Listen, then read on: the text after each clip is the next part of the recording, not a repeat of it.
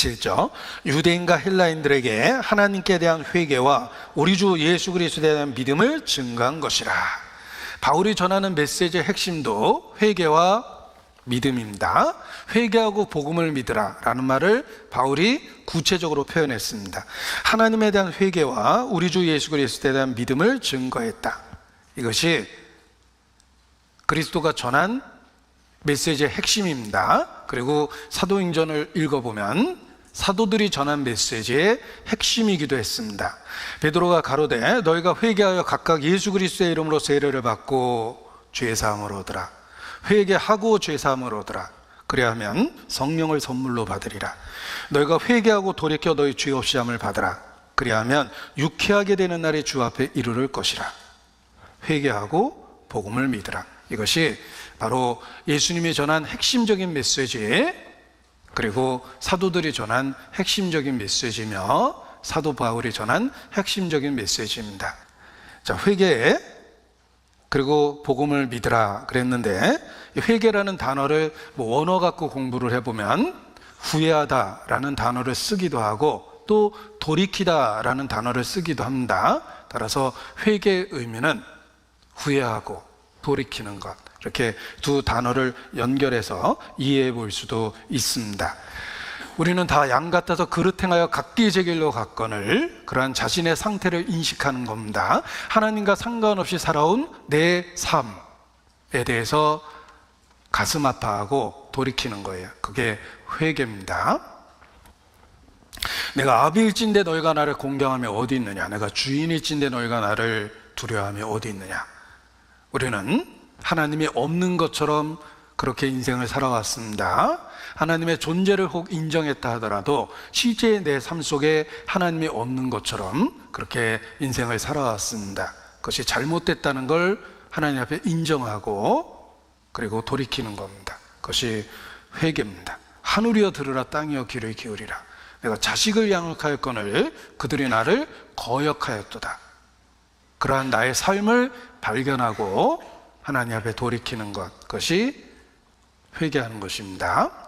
이 회개하는 모습을 철로역정의 기독도의 모습을 통해서도 볼 수가 있는데, 자, 회개가 어떤 의미를 갖고 있는지 보십시오.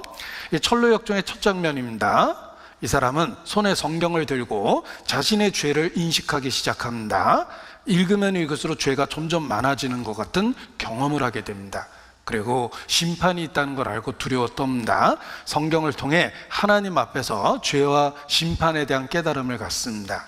이러한 상태가 회개의 상태예요. 애통하는 자가 복이 있다. 애통하고 있는 상태입니다. 죽어서 하나님 앞에 서면 기회가 없습니다. 살아서 살아계신 하나님을 인정하면 하나님 앞에 자신의 모습을 보게 되고 자신의 모습에 대한 고통과 통증을 느끼고 후회하게 됩니다. 그리고 돌이키려는 마음이 생겨요. 그게 회개입니다. 그래서 하나님 앞에 자기 자신을 인식하는 거예요.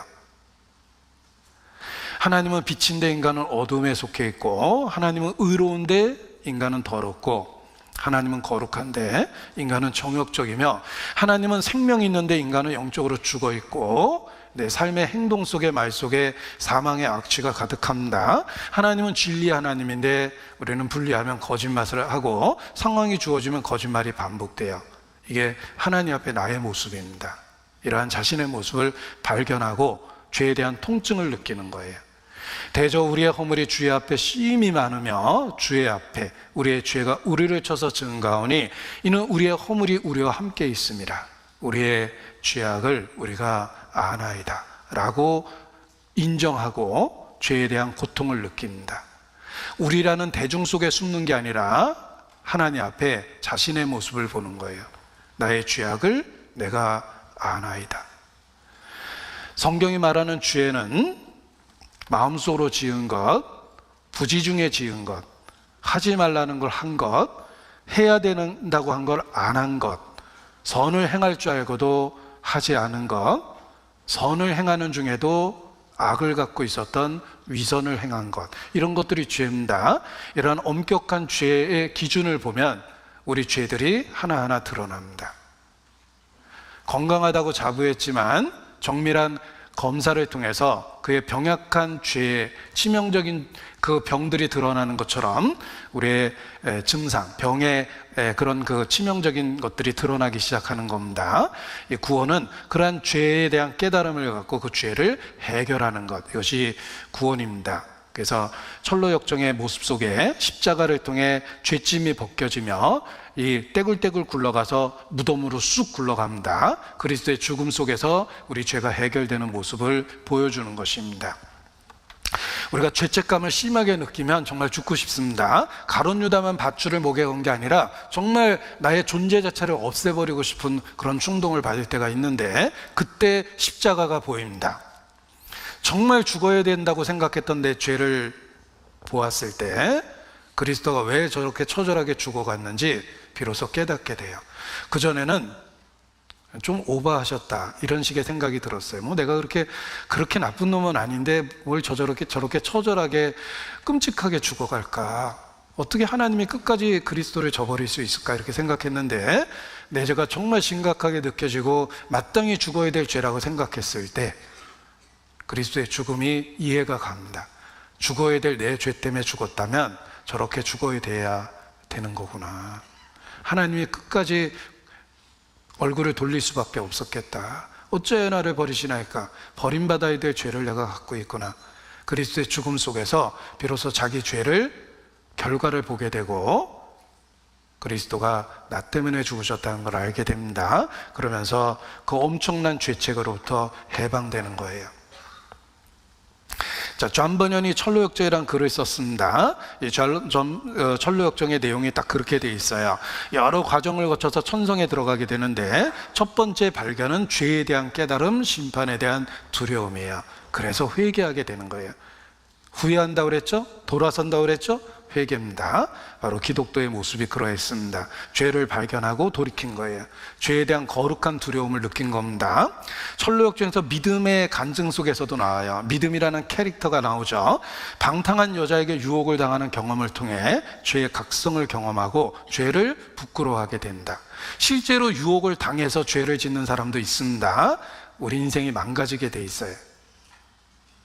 그런데 실제로 죄를 짓지 않는다 하더라도 내가 충분히 유혹될 수 있는 죄성을 갖고 있구나라는 걸 발견하고 그리고 죄를 깨닫는 사람이 있습니다. 믿음이 그러했습니다. 믿음은 유혹을 당하는 경험 속에서 자신이 어떤 죄든지 지을 수 있다는 걸 안 겁니다. 저는 살인한 적 없습니다. 그러나 환경과 상황이 주어지고 그러면 살인할 수 있는 사람이라는 건 알고 있어요. 내가 무장된 상태에서 전쟁터에 있다면 내 앞에 나타난 적을 향해서 내가 총을 내려놓을 수 있을까? 아니면 그를 겨누고 쏘게 될까? 상황이 주어지면 사람은 무슨 일이든지 다 합니다. 우리가 정가 없이 살아온 것은 내가 너무 착하기 때문이 아니라 하나님이 나를 환경과 상황으로 보호했기 때문에 큰 죄를 짓지 않고 살아올 수 있었던 거예요. 믿음은 유혹받는 경험을 통해서 자신이 어떤 죄든지 지을 수 있다는 걸 깨닫고 믿음을 굳게 합니다. 우리도 뭐 지을 수 있는 모든 죄를 다 지어보면 우리 인생이 망가지게 돼 있어요. 믿음은 죄를 지을 수 있는 유혹을 자기가 받고 있다, 자기도 죄를 지을 수 있다는 걸 알게 된 거예요. 유혹의 경험을 통해서. 그래서 죄를 더 각성하게 된 겁니다. 그래서 회개한 거예요. 자, 소망이라는 캐릭터가 구원받는 과정이 철로역정에 자세히 나옵니다. 우리 어떤 사람의 구원 간증을 아주 진솔하게 들으면 마음에 감동이 됩니다. 우리가 어떤 간증을 너무 진솔하게 할 수는 없어요.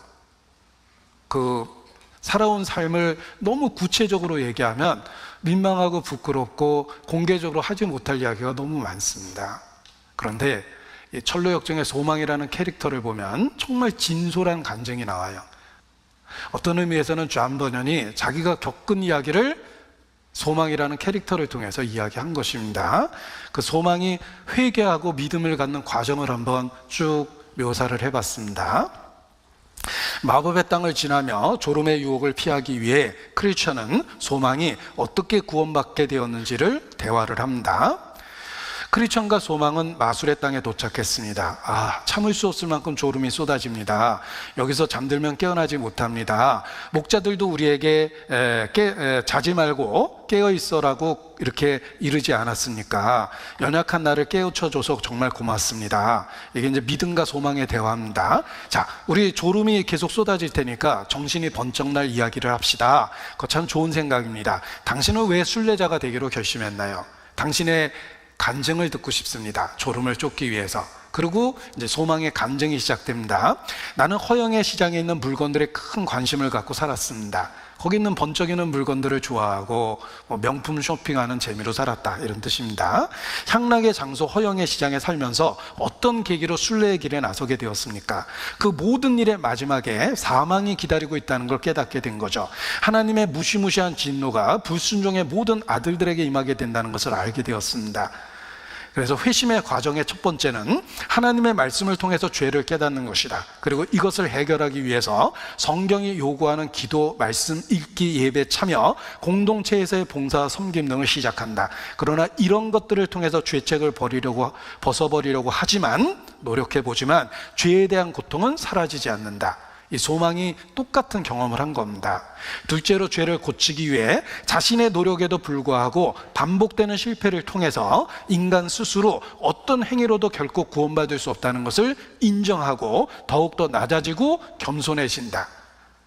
분명히 지난번에 잘못했다고 눈물로 고백한 죄를 어느 순간에 자기가 똑같은 죄를 또 짓고 있다는 걸 발견하게 됩니다.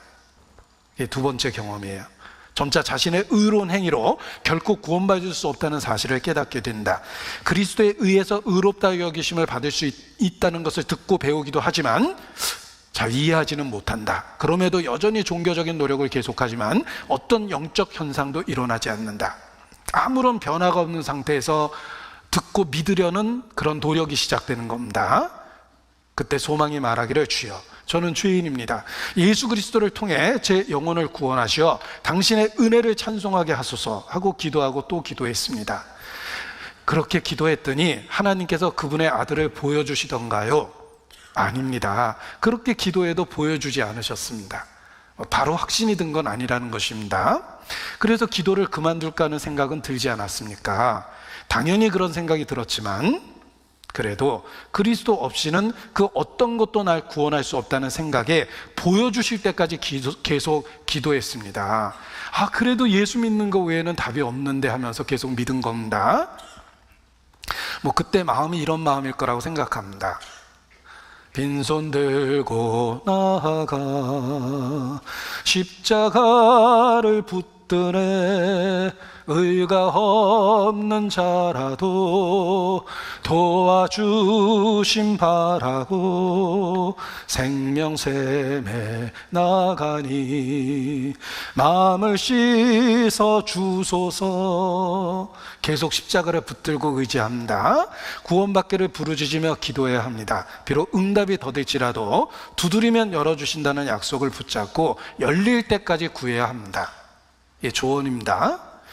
크리스찬도 좁은 문에 도달하게 되었는데 한두 번 이상 문을 두드려야 했습니다. 똑똑 활짝 열린 게 아닙니다. 주실 때까지 약속을 붙잡고 더딜지라도 기다려야 합니다. 반드시 두드리면 열어줍니다. 단 열어줄 때까지 두드려야 합니다. 내가 믿습니다 그래서 확신이 들진 않죠. 그래도 믿어야 된다는 거예요. 그렇게 응답 없던 기도를 계속하던 어느 날이었습니다. 저는 내 죄가 얼마나 크고 더러운지 알게 된 것으로 몹시 슬퍼하고 있었습니다. 그 슬픔 중에 나는 계속 기도했습니다. 셋째로, 마침내 수많은 시도 속에서 생긴 간절함과 겸손함을 가지고 오직 그리스도에게만 생명이 있음을 밝히 깨닫게 되고 나를 위해 십자가에 돌아가신 사실을 비로소 체험하게 됩니다. 그리고 말씀들이 계속해서 내 가슴에 깊이 와닿았습니다. 그리스도께서 죄인을 구원하시려고 세상에 임하셨다. 우리를 죄에서 해방시키셨다. 이런 복음의 말씀이 이해되고 깨달아지고 위로가 되기 시작합니다. 진정한 회심의 증거로 그리스도의 절대적인 소중함과 구원이 얼마나 크고 놀라운 은혜인지를 깨닫게 됩니다. 이때부터 주님께 감사하는 마음을 갖게 되며 그 주님을 위해서 기꺼이 거룩한 생활을 하려 하는 자원하는 열망을 갖게 됩니다. 확신이 생기죠. 내 모든 죄 사함받았다는 확신이 생기고 내 삶 가운데 그리스도가 동행한다는 확신이 생깁니다. 자기의 마음속에 하늘나라가 이루어진 거예요. 여러분, 믿고 구원받는다라는 말 속에 이러한 과정을 어떤 사람은 길게 체험합니다. 어떤 사람은 짧게 체험할 수 있지만 분명한 건 그런 과정을 겪게 돼 있어요. 하나님 뜻대로 하는 근심, 생명에 이르는 구원, 그 과정이 우리에게 있다는 거예요. 그래서 고린도후서 7장에 하나님의 뜻대로 하는 근심이 생기고 그 근심으로 인해서 간절하게 되며 변명하게 되며 분하게 되며 얼마나 두렵게 되며 얼마나 사모하게 하고 얼마나 열심히 있게 하는가, 그런 과정을 경험하게 돼 있습니다. 그리고 마침내 생명에 이르는 회개를 하게 되고 구원에 대한 체험을 하게 되는 것입니다. 자, 생명에 이르는 회개, 마침내 구원에 이르는 회개가 있습니다. 이것은 역사 속에서 많은 그리스도인들이 과정을 겪으며 고민하고 답을 찾았던 이야기입니다. 그래서 보십시오. 웨스터민스터 소요리 문답에도 생명에 이르는 회개에 대한 분명한 언급이 있습니다. 제가 웨스터민스터 소요리 문답을 가끔 인용합니다. 몇백 명의 핍박을 통과했던 진실한 그리스도인들이 5년 이상 핵심적인 성경의 내용을 요약했던 것입니다. 성경의 그 주제와 관련한 모든 구절을 읽고 분석하고 모순이 없도록 그 내용을 요약한 것, 이것이 웨스터민스터 소요리 문답입니다. 그런데 그 웨스터민스터 소요리 문답에 생명에 이르는 회개에 대한 분명한 정의가 있어요. 그게 1, 2년 사이에 만들어지지 않은 것, 얼마나 많은 사람의 노력에 의해서 만들어졌다는 것, 절대 모순이 되지 않도록 성경 구절 하나하나를 대비해서 살펴봤다는 걸 아셔야 돼요. 그래서 짧은 문장 안에 핵심을 담아놓은 겁니다. 그 웨스터민스터 소요리 문답에 생명에 이르는 회개 부분을 소개해 드릴까 합니다. 먼저 그 웨스터민스터 신앙 고백 안에 있는 회개에 대한 이야기입니다. 이렇게 한 화면에 요약되어 있는 문장이지만 이걸 얼마나 많은 사람들이 성경에 있는 모든 구절을 분석해서 만든 문장이라는 걸 아셔야 돼요. 제가 일단 읽어드립니다. 회개를 통해 죄인은 하나님의 거룩한 성품과 의로운 성품과는 정반대되는 자신의 죄의 위험성은 물론 그 더러움과 혐오스러움을 직시함에 따라, 그리고 회개하는 자에게 그리스도 안에서 베푸시는 하나님의 자비를 깨닫고서 자신의 죄에 대해 슬퍼하고 그것을 미워하며 그 모든 것으로부터 하나님께로 돌이키고, 또한 하나님의 계명의 모든 법도 안에서 그분과 동행하려고 노력한다. 이것이 회개하고 믿은 사람의 상태예요. 이걸 분석을 해보면 자신의 죄에 대한 깨달음, 그리고 그리스도 안에 있는 하나님의 자비와 은혜에 대한 깨달음, 두 가지가 확실히 있는 거예요. 자기 자신에 대해서는 죄에 대한 고통과 통증과 슬픔을 느낍니다. 그리고 하나님의 마음속에 있는 긍휼과 은혜와 자비를 보는 거예요. 하늘을 보고 땅을 본 거죠.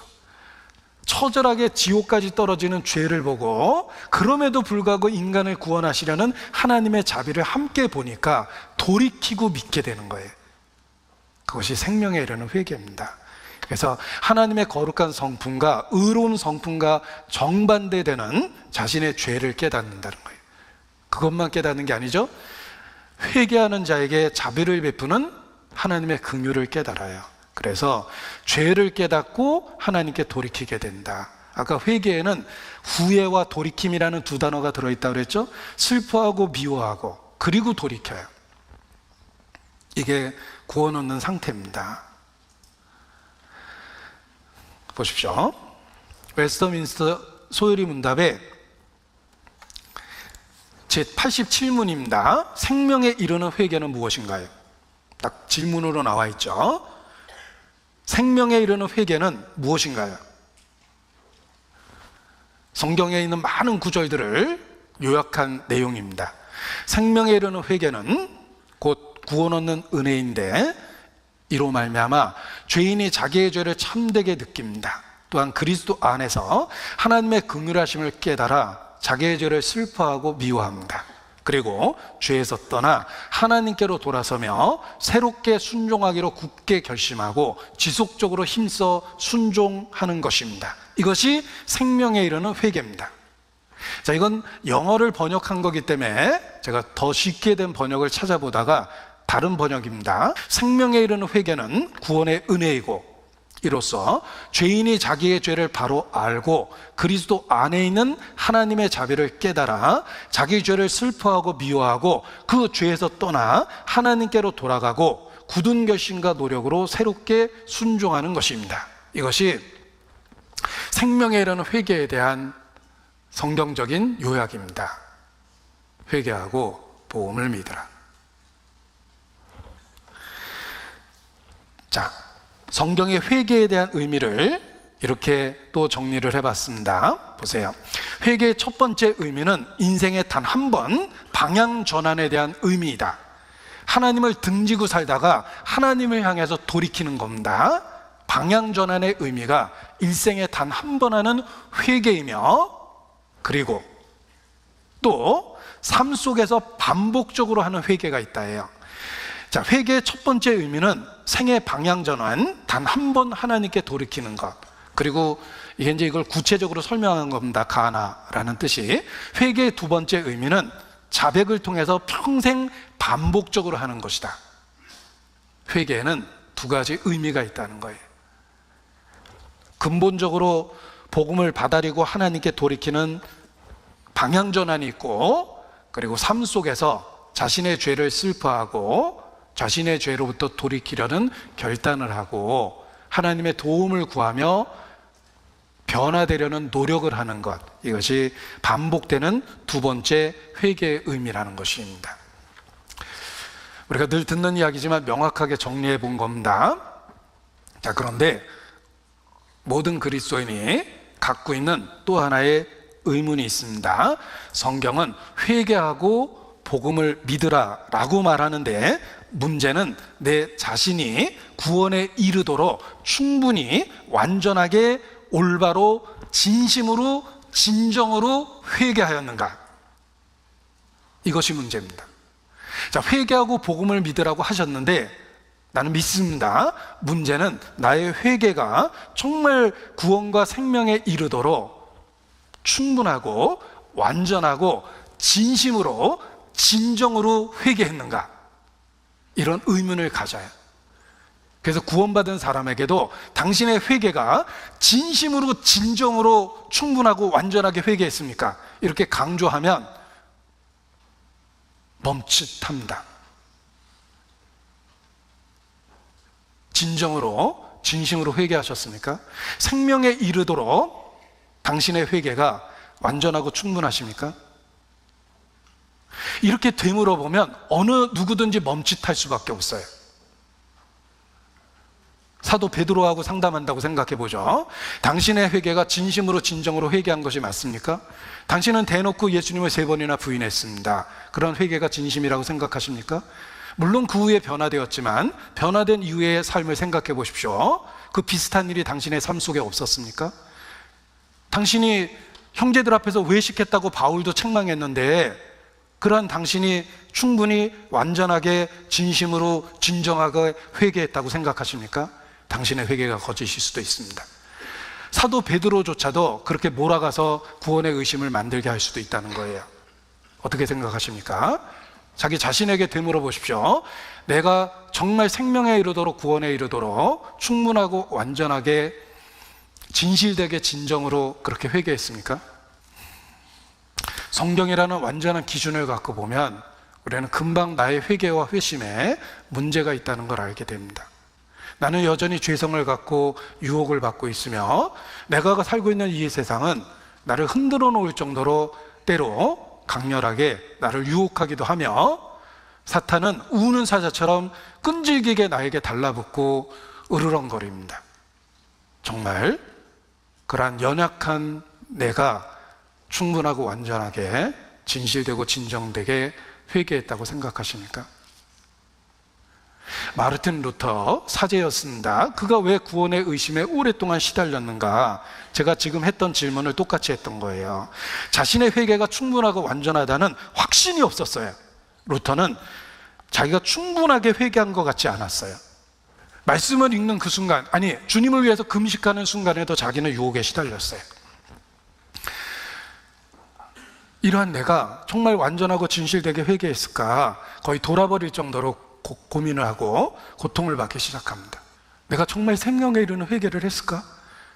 루터가 얼마나 고민했는지 모릅니다. 그러다가 답을 얻었어요. 루터가 했던 말을 제가 인용해 봅니다.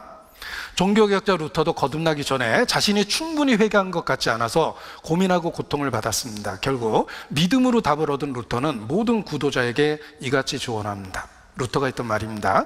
우리는 우리의 관심을 우리 자신, 곧 우리의 회개, 슬픔, 고백 등에서 벗어나서 그리스도를 통해서 우리에게 주시는 용서의 말씀에만 집중해야 한다. 내가 완전하게 회개했는가라는 곳에 구원의 확신을 걸면 안 돼요. 대번에 흔들려 버립니다. 내가 충분하게 진실되게 진정으로 회개했는가에 구원의 근거를 걸면 한 번에 넘어져 버립니다. 우리는 여전히 유혹을 받고 여전히 죄성 가운데 있고 여전히 세상에 있기 때문에 그래요. 탕자의 비유를 생각해 보십시오. 탕자가 고통 속에 돌이켰어요. 아버지에게로 돌아가자 결단하고 길을 나섰습니다. 누가복음 15장입니다. 자, 누가복음 15장 20절. 이에 일어나서 아버지께로 돌아가니라. 아직도 상거가 먼데 아버지가 저를 보고 측은히 여겨 달려가 모을 안고 입을 맞추니. 자, 탕자는 돌이켰습니다. 후회하고 돌이켰죠? 회개했어요. 그리고 아버지께 돌아오고 있는데 아직도 상거가 멉니다. 아버지께 갈 길이 멀어요. 그런데 놀라운 건 아버지가 5가지를 하셨어요. 아버지가 5가지를 하셨습니다. 저를 보고 측은히 여겨 달려가 목을 안고 입을 맞췄어요. 아직도 상거가 먼데 아버지가 달려왔어요. 여러분, 내가 진정으로 진심으로 회개해서 구원을 받으려면 아직도 상거가 멀어요. 생명에 이르는 회개에 다다르기가 어려워요. 그런데 그리스도는 나의 불완전까지 포함해서 내게 달려오신 거예요. 내가 있는 그 상태 그대로 나를 받아주실 수 있도록 자신의 끔찍한 죽음을 통해서 내가 있는 그곳까지 달려온 거예요. 아버지가 저를 보고 측은히 여겨 달려가 목을 안고 입을 맞췄다라는 모습이 십자가에 죽으신 예수님의 모습이에요. 내가 있는 그곳까지 달려오신 거예요. 아직도 거리가 너무 멀리 떨어져 있고 나의 회개가 불충분하다고 생각한 그곳까지 달려와서 기꺼이 나를 받아주신 거예요. 신을 신기고 옷을 입히고 너는 내 아들이라. 우리의 불완전하고 불충분한 그곳까지 그리스도가 달려오셨다는 걸 기억하셔야 됩니다. 그래서 구원의 확신이 생긴 거예요. 나의 회개가 완전해서가 아닙니다. 진심으로 진정으로 회개해서가 아니에요. 나는 그리스도만을 붙잡고 의지하기 때문에 나의 불완전함까지 포함해서 있는 그곳에서 나를 그냥 그대로 받아주신 것이 십자가입니다. 십자가는 나의 불완전한 구원, 그 회개까지 포함해서 거기까지 달려와서 받아주신 거예요. 내가 주의 이름을 부르고 신앙생활하는 과정 속에서도 나의 불완전함을 본다. 그리스도는 그 모든 것을 포함해서 그냥 받아주신 거예요. 그래서 언제든지 그리스도 안에서 감히 하나님을 아버지라 부르며 하나님의 통치가 내 안에 이루어지기를 소망하고 그것을 보면서 살 수 있는 것입니다. 보십시오. 회개하고 구원은 복음을 믿으라. 이게 1단계, 2단계가 아니라 계속적이고 반복적이고 현재형이며 지속적이라는 거예요. 우리가 믿는다라는 말 속에는 회개라는 말이 들어있는 거예요. 죄를 슬퍼하고 돌이키겠다는 의지와 결단이 있기 때문에 주님을 바라보고 믿는 겁니다. 따라서 그리스도인의 신앙생활은 회개하며 믿는 거예요. 믿음이라는 말에 회개라는 과정이 들어있는 거예요. 나의 죄를 슬퍼하고 죄로부터 돌이키라는 의지와 결단과 결심은 믿음이라는 주의 이름을 부르는 과정 속에 항상 들어있는 거예요. 우리의 신앙생활은 회개하며 복음을 믿는 겁니다. 여러분, 요한계시록에 7교회에게 주신 말씀이 있습니다. 교회에게 주신 말씀입니다. 귀 있는 자는 성령의 교회들에게 하시는 말씀을 들을지어다. 너희가 어디서 떨어진 것을 생각하고 회개하여 처음 행위를 가지라. 그러므로 너희가 회개하라. 그리하지 아니하면 내가 너희에게 속히 임할 것이라. 내가 너희에게 회개할 기회를 주었다. 그러므로 너희가 어떻게 받았으며 어떻게 들었는지 생각하고 지키어 회개하라. 보라, 내가 무릇 사랑하는 자를 책망하여 징계하노니 그러므로 너희가 열심을 내라. 회개해라. 이게 다 교회에게 주신 말씀입니다. 7교회에게 주신 말씀에 회개하라는 말이 거의 다 들어있어요. 우리가 구원받았다는 증거 중에 하나는 그 회개가 우리의 삶 속에 생활화되어 있다는 거예요. 나는 나의 죄를 슬퍼합니다. 돌이키라는 의지가 있고 결심이 있고 매일의 삶에 반복할지는 몰라도 주님 안에서 살겠다고 결심을 합니다. 그리고 주의 이름을 부릅니다. 우리의 신앙생활 속에 회개하며 믿는 생활이 반복되고 있다는 거예요. 그래서 넘어지고 깨어질지라도 삶의 방향성이 있어요. 내가 이 자리에서 넘어지고 또 일어나서 또 뒤뚱거리다 넘어질지 몰라도 분명한 것은 삶의 방향성이 있다는 거예요. 주님은 내 안에 통치를 시작했고 주님이 다스리기 때문에 죄에 대한 슬픔과 고통을 느끼고 돌이키려는 의지와 결단을 내가 하고 있는 거예요. 주님의 끊임없는 다스림을 받기 때문에 나는 회개할 수밖에 없어요. 그 회개가 일상의 삶 속에서 반복되고 있다는 겁니다. 그래서 슬퍼하는 자처럼 보이지만, 위로를 받고 연약한 자처럼 보이지만, 그래도 삶의 방향성이 있어서 넘어지고 깨어지고라도 앞으로 가고 있는 거예요. failing, 넘어지고 있습니다. 그럼에도 불구하고 forward, 앞으로 나아가고 있어요. 이것이 신앙생활이에요. 회개가 일회적이 아니라 우리의 삶에 계속되는 과정이고 반복되는 거라는 거 아셔야 됩니다. 성도의 마음에는 애통하는 마음이 있어요. 자신이 유혹을 받는다는 그 자체로 슬퍼해요. 그리고 나에게 그리스도가 이 시간 반드시 필요하다는 깨달음을 갖고 주의 이름을 부릅니다. 주님은 그때마다 내 손을 잡아주시고 일어설 수 있도록 도와주시고 뒤뚱거리면서 앞으로 나갈 수 있도록 이끌어줍니다. 이게 신앙생활이에요. 제가 그림 하나를 여기 찾아봤습니다. 성경은 내 자신이 얼마나 연약하고 보잘것없는지 깨닫게 해줍니다. 주님은 말씀이라는 거울을 통해서 나의 실상을 깨닫게 해줘요. 나는 성숙한 어른이 아니에요. 돌보심을 받아야 될 어린아이예요. 그리고 주님은 이 땅에서 기꺼이 나의 보호자가 돼서 나의 뒤뚱거리는 발걸음을 격려해주고 붙잡아주고 넘어진 나를 일으켜 세워주고 계셔요. 하나님의 통치가 내 안에 있고 그리스도를 통해서 하나님의 붙잡으심이 있는 거예요. 그래서 연약하지만 연약한 중에 그리스도의 도움을 매일의 삶에서 받으면서 신앙을 지키고 살아가는 겁니다. 찬송의 가사를 끝으로 소개해 드립니다. 나 주의 믿음 갖고 홀로 걸어도 나 주의 믿음 갖고 노래 부르네. 폭풍 구름 몰아치고 하늘 덮어도 나 주의 믿음 갖고 실망치 않네. 나 주의 믿음 갖고 매일의 삶을 걷는 것이 신앙생활이고, 보라, 주님은 그 가운데 늘 함께 하십니다. 그래서 우리의 연약한 발걸음을 지금까지 인도해주고 계십니다.